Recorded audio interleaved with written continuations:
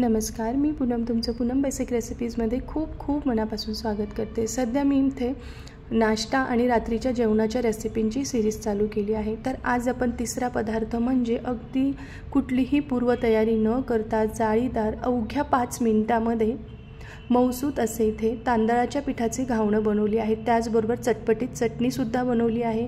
मुलांच्या डब्यासाठी तर हा एक उत्तम पर्याय आहे। सकाळच्या घाई गडबडीत अगदी झटपट तयार होता। चला रेसिपीला सुरुवात करूया। तर सर्वात आधी एका बाउलमध्ये 1 कप तांदळाचं पीठ घ्यायचं आहे। तर हे जे भाकरीसाठी पीठ वापरलं जातं तेच बारीक पीठ मी या ठिकाणी वापरलेलं आहे। यामध्ये चवीनुसार मीठ टाकायचं आहे। पीठ आणि मीठ आपल्याला व्यवस्थित मिक्स करून घ्यायचं आहे। ज्यांना सकाळी खूप डब्याची घाई गडबड असते त्यांच्यासाठी हा एक उत्तम पर्याय आहे। मुलांना खूप आवडतात ही अशी पांढरशुभ्र आणि मऊसूत घावणं। आता यामध्ये मी सुरुवातीला 1 कप इतकं पाणी टाकून घेतलेलं आहे। पाणी टाकलं की याला छान मिक्स करायचं आहे। पुन्हा मी 1 कप पाणी घेतलं आहे, त्यातलं अर्ध पाणी मी यामध्ये टाकलं आहे। आवश्यकतेनुसार आपण राहिलेलं पाणीसुद्धा यामध्ये टाकून घेणार आहोत। सुरुवातीला याच्या गिठोळ्या मोडून घेऊयात। तोपर्यंत तुम्हाला एक निवेदन आहे, तुम्ही अजून माझ्या चॅनलला सबस्क्राईब केलं नसेल तर प्लीज नक्की सबस्क्राईब करा आणि बेल आयकॉनवर क्लिक करा। सबस्क्राईब करणं पूर्णपणे फ्री आहे, निःशुल्क आहे, तर नक्की माझ्या चॅनलला सबस्क्राईब करा। तर हे मिश्रण थोडं अजून घट्ट वाटतंय तर राहिलेलं अर्ध पाणीसुद्धा मी यामध्ये टाकलं आहे। तर 1 कप तांदळासाठी 2 कप पाण्याचा मी या ठिकाणी वापर केला आहे। तर हे बघा असं पातळ हे आपल्याला भिजवून घ्यायचं आहे। तर इथे आपलं हे घावणाचं मिश्रण रेडी आहे। आपण एक चटपटीत चटणी बनवूयात। तर पाव कप पंढरपुरी डाळ्या, पाव कप आपल्याला शेंगदाणे घ्यायचे आहे आणि 2 लसणीच्या पाकळ्या घ्यायच्या आहेत। त्याचबरोबर मूठभर मी इथे स्वच्छ धुतलेली कोथिंबीर घेतली आहे।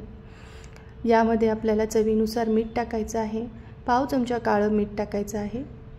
1 छोटा चमचा भरून साखर टाकायची आहे। 1 छोटा चमचा भरून जिरे टाकायचं आहे। त्याचबरोबर मी यामध्ये 1 हिरवी मिरची टाकली आहे। हिरव्या मिरचीचं प्रमाण तुम्ही तुमच्या आवडीनुसार कमी जास्त करू शकतात।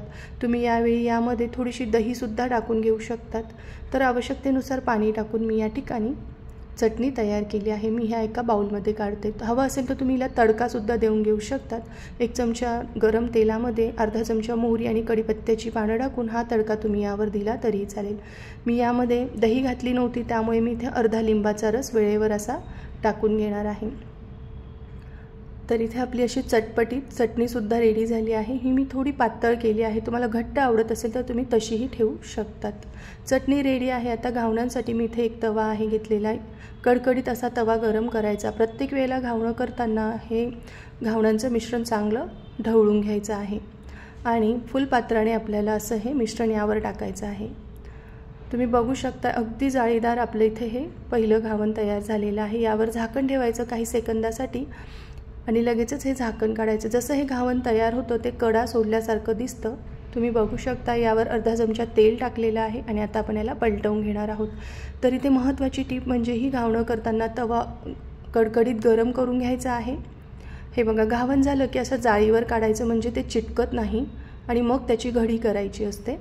हे बघा अशा प्रकारे दुसरंसुद्धा घावण मी तुम्हाला इथे करून दाखवलेलं आहे। फक्त हाय फ्लेमवर करा, तवा व्यवस्थित गरम करून घ्या म्हणजे तुमची घावणं अजिबात तुटणार नाही। तर इथे मी एवढ्या मिश्रणामध्ये साधारण 7 घावणं तयार केली होती।